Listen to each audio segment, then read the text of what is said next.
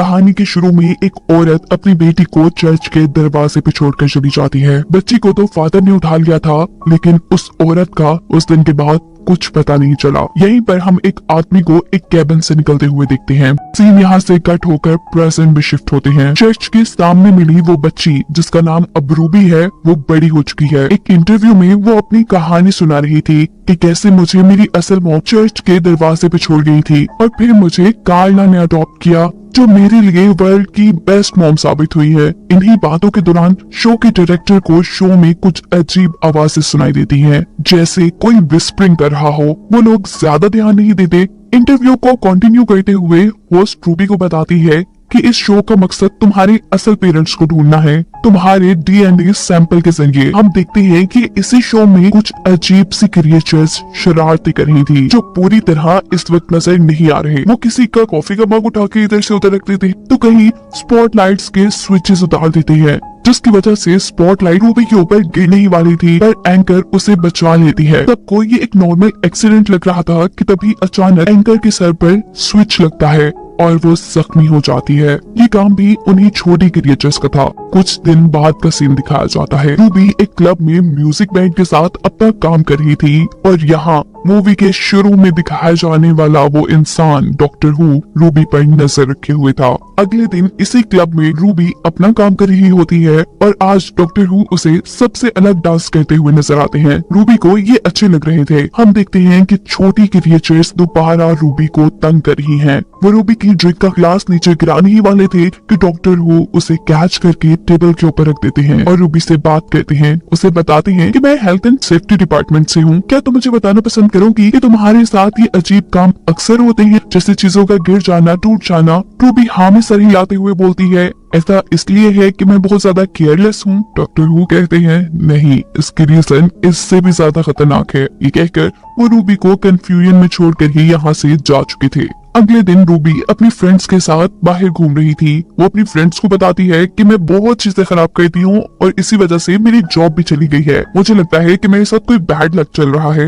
ये लोग एक टैक्सी में बैठते हैं और उसी टाइम सिग्नल रेड हो जाता है। इनके ऊपर एक स्नोमैन का स्टैचू था, जिसके स्क्रूज भी वो छोटी क्रिएचर्स खोलती हुई नजर आती है। इससे पहले कि वो स्टैचू उनकी गाड़ी के ऊपर गिर जाता और उनकी गाड़ी का एक्सीडेंट हो जाता, डॉक्टर हू अपनी डिवाइस से सिग्नल को ग्रीन कर देते हैं। गाड़ी आगे चली जाती है और ये स्टैचू डॉक्टर हू के ऊपर गिर जाता है। इसके बाद डॉक्टर हू अपने टेलीपोर्टेशन कैबिन के अंदर बैठकर यहाँ से गायब हो जाते हैं। अगले दिन रूबी ग्रॉसरी करके घर वापस आ रही थी और यहाँ भी वो छोटी क्रिएचर उसे तंग करने के लिए उसके ग्रोसरी बैग फाड़ देते हैं। रूबी बेचारी सारा सामान कलेक्ट करती है, पर अंडे टूट चुके थे। वो घर आकर ये सब अपनी मॉम को बताती है। उसकी मॉम बहुत खुशी से उसे बताती है कि हमारे घर आज एक नया बेबी आने वाला है। वो भी एक्साइटेड हो जाती है क्योंकि आज उसका भी बर्थडे था। रूबी की मॉम कार्ला, जिसने उसे पाला था, वो एक ऑर्फनेज चलाती थी, लेकिन रूबी को उसने अपनी बेटी की तरह पाला था। अपने घर पर वो अपने घर आने वाली इस छोटी बच्ची की जिम्मेदारी रूबी को देकर खुद घर से बाहर चली जाती है।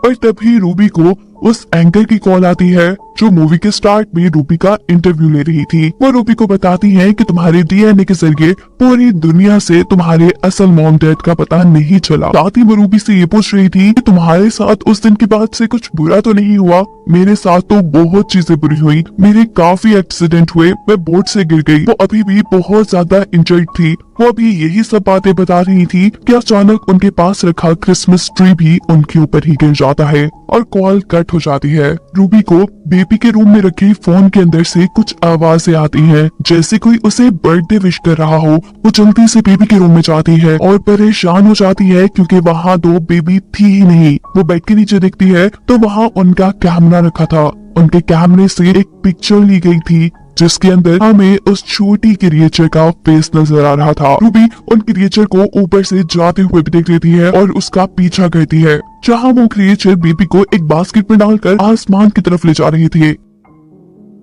रूबी भी उनकी सीढ़ी के ऊपर चढ़ जाती है और हम देखते हैं कि यहीं पर डॉक्टर हू भी आ जाती हैं, जो रूबी का पीछा करने की कोशिश करते हुए रूबी से पूछता है, आसमान से लटकी हुई इस सीढ़ी के ऊपर क्यों चढ़ रही हो?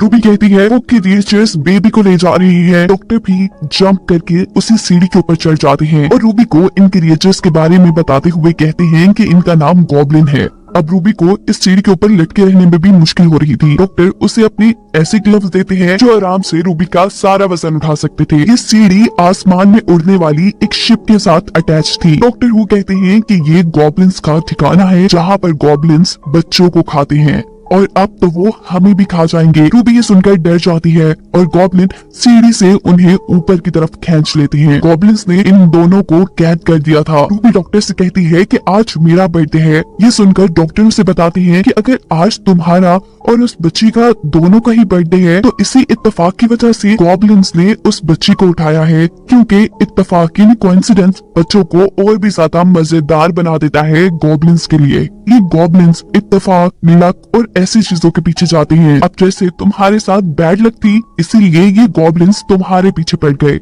इन गॉब्लिन्स को आने वाले वक्त में होने वाले कोइंसिडेंस का यानी इत्तेफाकों का पहले पता चल जाता है। वो ये जान चुके थे कि क्रिसमस ईव पर तुम्हारे घर वो बच्ची आने वाली है। रूबी सवाल करती है कि आपको इतना सब कुछ कैसे पता? डॉक्टर कहते हैं कि ये सब मैंने अभी मालूम किया है। डॉक्टर हु ने इस टाइम अपने आप को भी छुड़वा लिया था, साथ ही रूबी को भी। वो यहाँ अपने गैजेट्स की मदद से इन दरवाजों को खोलने की कोशिश करते हैं, पर यहाँ पे कुछ भी मेटालिक नहीं था और उनकी डिवाइसेस मेटल्स पे काम करती थी। वो अब अपना दिमाग लगाते हैं और एक रस्सी को जोर से खींचते हैं और ऐसे ये लोग इस कैद से आजाद हो गए हैं। रूबी ने डॉक्टर को बताया था कि वो 2 बच्चे पैदा हुई थी और अब डॉक्टर के मुताबिक गॉब्लिन्स 2 बच्चे ही इस बच्ची को खाने वाले थे। ये लोग एक टनल के जरिए उस बच्ची को बचाने के रास्ते में थे और तभी उन्हें एक बेल की आवाज सुनाई देती है। 2 बजने में भी सिर्फ 3 मिनट रह गए थे। ये लोग एक होल से नीचे दिखते हैं जहाँ बहुत सारे गॉब्लिन्स जमा हैं। एक साइड पर कुछ गॉब्लिन्स नाच रहे हैं तो दूसरी तरफ कन्वेयर बेल्ट पर बच्ची को आगे की तरफ लेकर जाया जा रहा है और यहीं दूसरी तरफ हमें गॉब्लिन्स के किंग को दिखाया जाता है जो बहुत ही बड़ा और बहुत ही खतरनाक नजर आ रहा था। इसे देखकर रूबी और भी ज्यादा घबरा जाती है क्योंकि रूबी का बेबी कन्वेयर बेल्ट पर आहिस्ता आहिस्ता आगे बढ़कर उस किंग के मुंह में जाने वाला था और तभी डॉक्टर के एक रस्सी खोलने से ये दोनों नीचे कन्वेयर बेल्ट पर गिर जाते हैं, उसी कन्वेयर बेल्ट पर जिस पर बच्ची थी। ये कन्वेयर बेल्ट रुक जाती है और सभी गॉब्लिन्स हैरान होकर उन्हें देखने लग जाते हैं। जब डॉक्टर हु बच्चे को गॉब्लिन के किंग के सामने से उठाते हैं तो किंग बहुत ज्यादा गुस्सा हो जाता है। अब डॉक्टर हु उनसे अपना तारुफ करवाता है और साथ ही उनके बजाए हुए गाने के ऊपर डांस भी करने लगता है। किंग और सभी गॉब्लिन्स इनके डांस को देखकर खुश हो जाते हैं। डांस करते करते डॉक्टर हु ने खुद भी एक ग्लव पहन लिया था और दूसरा ग्लव रूबी को दे दिया था। दोनों ग्लव्स पहनते ही बच्ची को लेकर रस्सी के साथ लटक कर नीचे की तरफ आ जाते हैं।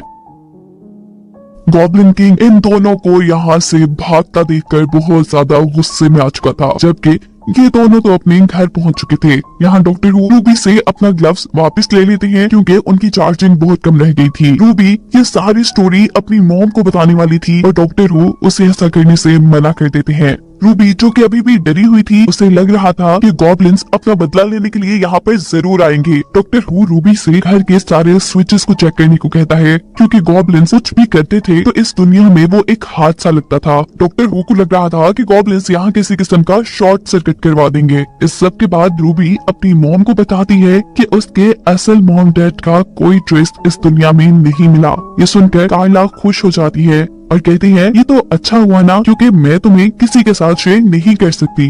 उनकी बातें सुनकर डॉक्टर कहते हैं कि मैं भी एक अडॉप्टेड चाइल्ड हूँ। Wow coincidence. ये जैसे ये लफ्ज कार्ला के मुंह से निकलते हैं तो डॉक्टर हु उन्हें ये लफ्ज बोलने से मना कर देता है क्योंकि जैसा हमें पता है कि गॉब्लिन्स कोइंसिडेंस के पीछे आते हैं तो यहाँ भी आ सकते थे, पर इस मर्तबा तो खुद भी डॉक्टर के मुंह से 2-3 मर्तबा कोइंसिडेंस का लफ्ज निकल गया था। ऐसा करते ही अचानक उनका घर टूटने लग जाता है। घर की छत में एक दरार आ जाती है और उनका फ्लैट आधा आधा बढ़ जाता है। डॉक्टर पूरे घर को चेक करते हैं और कहते हैं कि थैंक गॉड ये चले गए। ये शायद उनका गुड बाय गिफ्ट था क्योंकि बेबी भी यहाँ पर सही सलामत थी। यहाँ तक के गॉब्लिन अपनी पिक्चर में से भी गायब हो गए थे। डॉक्टर इन सभी चीजों से तब तक खुश थे जब तक उन्हें ये नहीं पता था कि रूबी भी उनके घर से गायब है। बात सिर्फ यही खत्म नहीं हुई थी। रूबी सिर्फ उनके घर से गायब नहीं थी, वो अपनी मॉम की यादों से इस दुनिया से हर तरह से गायब हो चुकी थी।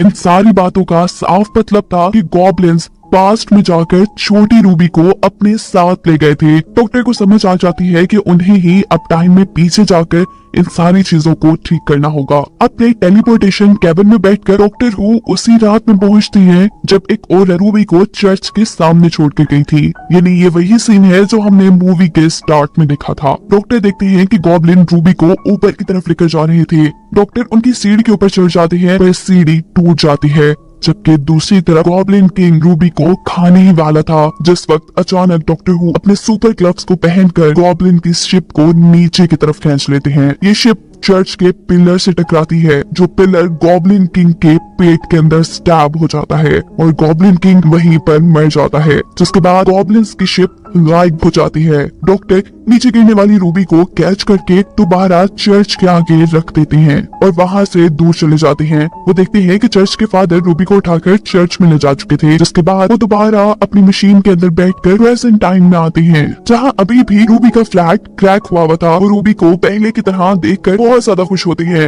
वो ये सारी कहानी रूबी को बता रहे थे कि अचानक उन्हें एंकर याद आती है जिसके ऊपर क्रिसमस ट्री गिरने वाला था। वो दोबारा अपने टेलीपोर्टेशन कैबिन के अंदर बैठकर उनकी भी जान गॉब्लिन से बचाने के लिए चले जाते हैं और इस मर्तबा मिशन पूरा करने के बाद वो वापस रूबी के पास नहीं आते, बल्कि रूबी उनको ढूंढते हुए उनके टेलीपोर्टेशन कैबिन तक पहुंच जाती है। रूबी जैसे ही इस कैबिन का दरवाजा खोलती है तो अंदर से ये इतना बड़ा होगा उसने तो सोचा ही नहीं था। ये देखकर वो बहुत ज्यादा इम्प्रेस हुई थी। डॉक्टर हु ने इन सभी की लाइफ की मुश्किलें ठीक कर दी थी जो कि गॉब्लिन्स की वजह से यहाँ पे आई थी। कहानी के शुरू में कोई पत्थरों के छोटे छोटे टुकड़े करके जमीन में दफना देता है और यहीं से सीन शिफ्ट होकर मार्टिन नामी साइंटिस्ट को दिखाया जाता है, जो घने जंगलों के दरमियान गवर्नमेंट के बनाए रिसर्च एरिया में जाता है। हमें पता चला है कि इस वक्त दुनिया में कोई अजीब वबा फैल गई है, जिसके चलते आधे इंसान मारे जा चुके हैं। जमीन पर खाने की भी कमी हो गई है। गवर्नमेंट चाहती है कि कोई ऐसा तरीका निकाला जाए कि थोड़ी बची फर्टाइल जमीन से ज्यादा अनाज उगाया जा सके और दुनिया में बचे इंसानों के लिए खाने का मसला खत्म हो। इसी रिसर्च के सिलसिले में मार्टिन भी यहाँ आया था। पहले उसके कुछ फिजिकल टेस्ट किए जाते हैं, ये जानने के लिए कि वो भी वबा के वायरस से इन्फेक्टेड तो नहीं। टेस्ट क्लियर होने पे वो अपनी गाइड एल्मा से मिलता है, जो उसे जंगल के उस हिस्से में ले जाती जहाँ उसे रिसर्च करनी थी। इस वक्त जिस घर में मार्टिन रुका था वहाँ पर एक पेंटिंग थी जिसमें जंगल में खड़ी देवी को इंसानों की बलि दी जा रही थी। वो जब इस बारे में एल्मा से पूछता है तो एल्मा बताती है कि पुराने लोगों का मानना था कि इस जंगल में एक देवी है जिसको खुश करने के लिए ये लोग इंसानों की बलि भी दिया करते थे और वो नेचर का ख्याल रखती है। पर अब तो ये बच्चों को सुनाने के लिए कहानी ही रह गई है। खैर मार्टिन यहाँ के लोगों से पूछता है कि पहले जो रिसर्चर्स यहाँ पे आए थे और जंगल में खो गए उन्हें नई टेक्नोलॉजी के जरिए क्यों नहीं ढूंढा गया। जवाब में उसे कहा जाता है कि वो लोग बगैर गाइड के जंगल में गए थे। ऐसे में जंगल में गुम जाना बहुत आम सी बात है और जंगल में गुमना इंसान पे ऐसा खौफ तारी कर देता है कि इंसान फिर जिंदा नहीं रहता। मार्टिन सिर्फ किसी रिसर्च के सिलसिले में नहीं यहाँ आया था, वो यहाँ किसी को ढूंढने भी आया था। जंगल में जाते हुए वो अपनी गाइड एल्मा को ओलिविया के बारे में बताता है, जिसके साथ उसने बहुत सारा रिसर्च वर्क किया था। वो सच में एक बहुत ही ज़हीन लड़की थी। वो काफी टाइम से इस जंगल में रिसर्च कर रही थी, पर पिछले 6 माह से किसी को उनका लेटर नहीं मिला। फिर जब ये आगे बढ़ते हैं तो इन्हें एक टूटा बिखरा कैफ मिलता है। एल्मा बताती है कि एक फैमिली इस जंगल में आई थी, पता नहीं उनके साथ क्या हुआ लेकिन वो कभी लौट कर नहीं आए। ये सोचकर कि वो लोग मर गए होंगे ये दोनों काफी उदास हो जाती हैं। रात होने से पहले ये लोग दोबारा कैंप लगा लेती हैं और इस रात इनके ऊपर कोई हमला कर देता है। न जाने किसने हमला किया था। इनकी आंखों में तो सिर्फ तेज रोशनी पड़ रही थी। इनको खूब माना जाता है कि ये लोग बेहोश हो जाते हैं। होश आने पे ये देखते हैं कि इनको लूट लिया गया था। इनके पास तो जूते भी नहीं रहे थे।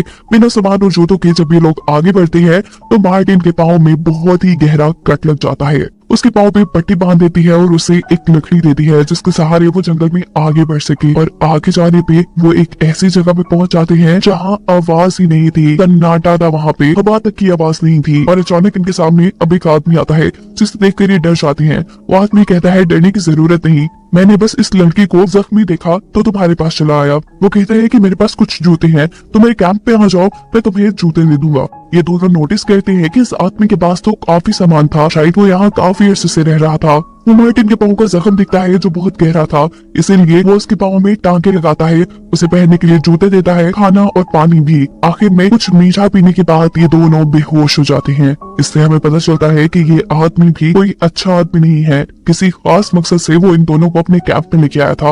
वो इन दोनों को मरे हुए इंसानों जैसे कपड़े पहनाकर इनकी तस्वीरें लेता है। दोनों को जब होश आता है तो ये कुर्सी से बंधे हुए थे। वो इस आदमी से अपनी जान की भीख मांगते हैं। वो आदमी इन दोनों को बात कर जंगल के बिल्कुल दरमियान में ले आता है और इन दोनों से कहता है कि इस जंगल में कोई अजीब ताकत है, कोई देवी, और मैं उससे बात कर सकता हूँ। और एक मजे की बात बताऊँ, तुम्हारा यहाँ आना भी कोई इत्तेफाक नहीं, तुम्हें यहाँ लाया गया है। खैर इन सब बातों के बाद वो मार्टिन से कहता है कि तुम्हारे पैर का जख्म काफी खराब हो चुका है, तुम्हारा इन्फेक्शन पाँव की उंगलियों में फैल गया है जो कि मुझे काटनी पड़ेंगी। मार्टिन और एल्मा उसे ऐसा करने से मना कर रहे थे, लेकिन वो एक नहीं सुनता और मार्टिन के पाँव की 2 उंगलियां अपनी कुल्हाड़ी से काट देता है। मार्टिन को इतना दर्द हुआ था कि वो तो बेहोश हो चुका था। अब वो आदमी मार्टिन को यहाँ से बाहर ले जाता है, उसको अजीब से कपड़े पहना देता है, इर्द गिर्द अजीब चीजें रख देता है, ऐसे जैसे अब वो मार्टिन की बलि देने वाला हो। जबकि दूसरी तरफ एल्मा अपनी कुर्सी के पास पड़ी हुई ब्लेड को बहुत मुश्किलों से हासिल करती है, अपने आप को छुड़वाती है और मार्टिन को बचाने के लिए बाहर जाने ही वाली थी कि यहाँ पर वो पूरा आदमी आ जाता है, जिसके ऊपर हमला करने के बाद वो मुश्किल से ही सही पर मार्टिन के पास पहुंच जाती है और उसे भी छुड़ा लेती है। मौका पाते ही ये दोनों भागते हैं जंगल की 2 अलग अलग डायरेक्शंस में। मार्टिन 2 पाँव पे लगने वाली चोट की वजह से काफी आहिस्ता आहिस्ता चल रहा था, जबकि एल्मा तेज भाग रही थी। यह आदमी एल्मा के ऊपर अब तीर से हमला करने ही वाला था कि तभी मार्टिन उस आदमी का ध्यान एल्मा से हटाने के लिए उसे आवाज देता है। अब वो आदमी मार्टिन के पीछे पड़ चुका था। मार्टिन तेज ना भागने की वजह से अब जंगल में छुपने की कोशिश कर रहा था और वो आदमी मार्टिन को मारने की। तभी उसे जंगल में एक माइक नजर आता है। मार्टिन उसमें मदद के लिए चिल्लाता है और अचानक वही तेज रोशनी उसे नजर आती है और अचानक कोई सूट पहनी हुई लड़की उसे बचा लेती है। ये और कोई नहीं थी बल्कि साइंटिस्ट ओलिविया ही थी, जिसे ढूंढने के लिए मार्टिन यहाँ तक आया था, उसके साथ ही रिसर्चर। ये लोग कुछ ही देर में एल्मा को भी ढूंढ लेते हैं। मार्टिन से पूछता है कि तुमने बाहर की दुनिया से कांटेक्ट खत्म क्यों कर दिया? तो ओलिविया जवाब देती है कि मैं यहाँ पर काफी बिजी हो गई थी, मुझे यहाँ पर कुछ मिला, कुछ ऐसा जिसकी वजह से मुझे लगता है कि दुनिया अब बदल जाएगी। ओलिविया बताती है कि मुझे यहाँ काफी अजीब पत्थर मिले हैं और साथ ही मुझे यहाँ काफी अजीब फ्रीक्वेंसीज की आवाजें सुनाई देती हैं। मुझे लगता है कि यहाँ की दरख्त और हर चीज आपस में एक दूसरे से बातें करती है और शायद यहाँ पे ऐसी कोई ताकत है जो हमसे बात करना चाहती है। मैंने इन आवाजों को समझते हुए एक लैंग्वेज भी बनाई है। मार्टिन भी इन आवाजों को सुनता है और समझ जाता है कि ये आवाजें कोई आम आवाजें नहीं है। अपनी स्टोरी आगे बढ़ाते हुए ओलिविया बताती है कि मैं यहाँ अपने हस्बैंड के साथ आई थी, जिसका सामना तुम लोग कर चुके हो। हम लोग काफी टाइम रिसर्च करते रहे और फिर हमें एक पत्थर और एक किताब मिली, जिसे पढ़ने के बाद हमें यहाँ पे मौजूद एक ताकत का पता चला। इस ताकत की असलियत का पता चलाने के लिए मैंने तो साइंस का सहारा लिया, लेकिन मेरे हस्बैंड जादू में बिलीव करने लगे और अब वो उसी ताकत की, उसी देवी की पूजा करता है और उसे खुश करने में लगा रहता है। यही वजह है कि वो तुम्हें मारना भी चाहता था। ओलिविया कहती है कि मैं इस लैंग्वेज के जरिए बहुत करीब पहुंच चुकी हूँ। मुझे लगता है कि अब जल्दी ही मैं ये जान जाऊंगी कि वो ताकत हमसे क्या कहना चाहती है। ओलिविया की सारी बातें खत्म होने के बाद एल्मा मार्टिन से कहती है, मुझे इस औरत की बातों पे बिल्कुल यकीन नहीं, ये अपने शोहर की तरह ही अजीब बातें कर रही है। मुझे लगता है कि ये उस आदमी के साथ मिली हुई है और हम अभी तक खतरे में हैं। एल्मा कहती है कि हमें खुद भी यहाँ से निकलना चाहिए और इस औरत को भी यहाँ से ले जाना चाहिए। मार्टिन जब ओलिविया से सारी बात करने के लिए उसके पास जाता है तो वो एक नई कहानी मार्टिन को सुनाने लगी थी। वो कहती है कि तुम यहाँ आए नहीं हो, याद करो तुम्हारे आने से पहले तुम्हारे कान बचे होंगे, हमारे भी बचे थे और हम भी इसलिए यहाँ आए। इन बातों से एल्मा और भी ज्यादा परेशान हो जाती है और वो मार्टिन से कहती है कि हम यहाँ से अभी और इसी वक्त निकल रहे हैं। जैसे यहाँ से निकलने ही वाली होती है तो जंगल के चारों तरफ से अजीब जहरीली गैस निकलना शुरू हो जाती है। ओलिविया कहती है, चले जाना यहाँ से, पर कुछ देर इंतजार कर लो, ये गैस जब खत्म हो जाए तब चले जाना। पर एल्मा अब रुकने वाली नहीं थी। वो यहाँ से जाने के लिए ओलिविया से ओलिविया का सूट लेती है और मार्टिन उसके साथ एक रस्सी बांध देता है ताकि एल्मा अगर उस गैस में जाते हुए बेहोश हो जाए तो मार्टिन उसे बचा सके। ऐसा ही होता है, एल्मा थोड़ी ही दूर जाती है तो गैस उसके ऊपर अपना असर करना शुरू कर देती है। उससे हेलुसिनेशंस होने लगती हैं, कुछ चीजें नजर आने लग जाती हैं और वो बेहोश हो जाती है। मार्टिन फौरन ही उसे पीछे खींच लेता है। होश में आने पर वो जोर जोर से चिल्ला रही थी कि मैंने उसे देखा, वो बहुत ही बड़ा था, मैंने उसे देखा। रात हो जाती है और हम देखते हैं कि ओलिविया का हस्बैंड भी उनके कैफ के पास आया हुआ था। मार्टिन और एल्मा को अब इन बातों का यकीन हो चुका था कि ये दोनों मिले हुए हैं। ओलिविया मार्टिन से कहती है कि यहाँ पे जो भी ताकत है वो तुम्हारे जरिए हमसे बात करना चाहती है। मैंने तुम्हारे लिए कुछ बनाया है, तुम ये पी लो और इसके बाद हम बाहर चलेंगे। मार्टिन उसकी बात इतनी आसानी से ना मानता, लेकिन उसे पता था कि अगर उसने ऐसा ना किया तो एल्मा की जान भी खतरे में पड़ जाएगी। उसे ये भी पता था कि शायद वो जो पी रहा है उसमें जहर भी हो सकता है। एक दरख्त के पास आकर मार्टिन उस जहर को पीने ही वाला था